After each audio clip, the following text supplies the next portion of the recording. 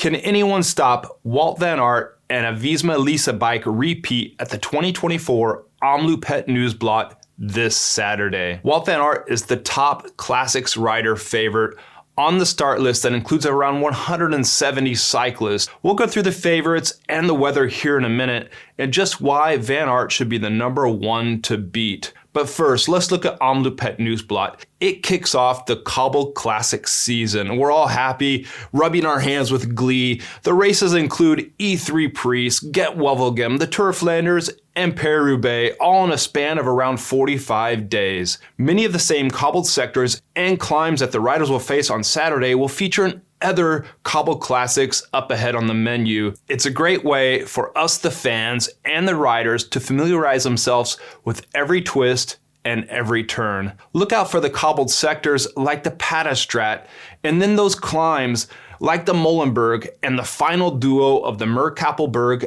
and the Bosberg. Okay, let's talk about Wout Van Aert. His goal this season is to add one of the big races that are missing from his palmarès, the Tour of Flanders and Paris-Roubaix. To get there, he made some changes in his program, primarily cutting his cyclocross season to a bare minimum and not racing the World Championships like eventual winner Mathieu van der Poel. This is his first step in his spring campaign, where he wants to add to a rich resume that already includes races like Milano-Sanremo, Strade Bianche, Ghent-Wevelgem, and the Amstel Gold Race. And oh yeah, the points jersey and stages at the Tour de France. The Belgian star already won Omloop Het Nieuwsblad in 2022. His team includes last year's winner, Dylan van Baarle, who went on a victory march on the Molenberg to eventually win solo. The lineup also sees American Matteo Jorgensen making his debut in the team's yellow and black colors. Van Baarle, Jorgensen, and Christophe Laporte, third in 2023, come straight from a high-altitude training camp in Tenerife, parachuting in to Belgium in Ghent. They're joined by Jan Tratnik, who we saw firing in Spain's gravel race, Classica Cayenne, along with Sepp Kuss, after Van Aert was eliminated with a puncture. And of course, Tiesj Benoot and Eduardo Affini will make up the Omloop lineup. And Van Aert is going well. After his puncture in the Classica Cayenne, he went to race the stage race, the Volta ao Algarve. He sprinted with the best, winning stage 3 and climbed with the best, nearly derailing Remco Evenepoel's path to overall victory on the final stage. I'm particularly excited about the debut of Jorgensen in Team Visma-Lease bike. The 24-year-old last year rode to 4th place in E3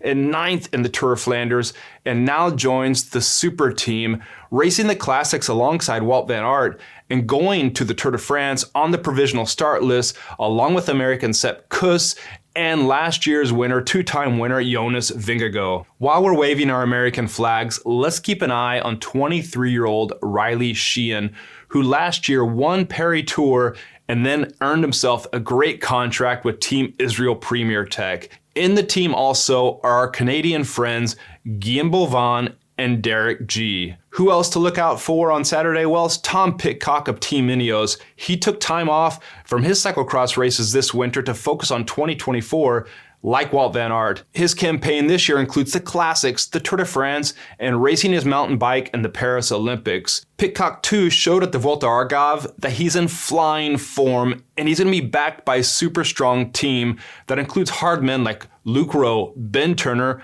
Salvatore Puccio, and Cam Wurf. Soudal Quickstep will take Yves Lampard and Julian Alaphilippe. Tim Wellens leads UAE. Since Red Hot Mads Pedersen is not racing for Team Lidl Trek, it's Jasper Stuyven at the helm. Alberto Bettiol and Michael Valgren lead Team EF Education. And look out for Oyer Lascano, the Spanish champion of Team Movistar, who attacked from an escape, won solo in the gravel race Classica Cayenne in Spain. As for the sprinters, well, Arnaud Delis last year won the bunch sprint for 2nd place. However, he'll be at a disadvantage because his Lotto Destiny teammate, Florian Vermeersch, is out with a broken leg. Other sprinters, we're always keeping an eye on Biniam Girmay of Team Intermarché, especially after his breakthrough win in Ghent-Wevelgem 2 years ago. Jasper Philipsen as well. His Alpecin Deceuninck teammate Van der Poel will debut later in 2024. Florian Seneschal, now with Team Arkea, along with Armaury Capoit, who just won in the Tour of Oman.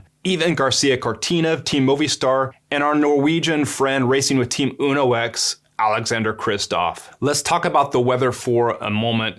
If you might remember, last year was a bitter, cold day, a typical day in Belgium with a mix of everything: rain, wind, hell, and even sunshine at the finish. This year, the riders will be facing a day that's a bit of a mixed bag. The forecast calls for overcast conditions with a chance of sprinkles later in the day. Temperatures are expected to hover around 38 degrees Fahrenheit, 3 degrees Celsius to 47 or 8 degrees Celsius, feeling slightly colder due to the wind speeds ramping up to around 16 miles per hour or 25 kilometers an hour. So while the rain may not be as heavy as it was last year, riders and fans should brace themselves for a true Belgian day. The wind coming from the southwest will certainly add a tactical element in those stretches of road between the cobbled sectors and the cobbled climbs. And just like the race's outcome, the weather remains uncertain.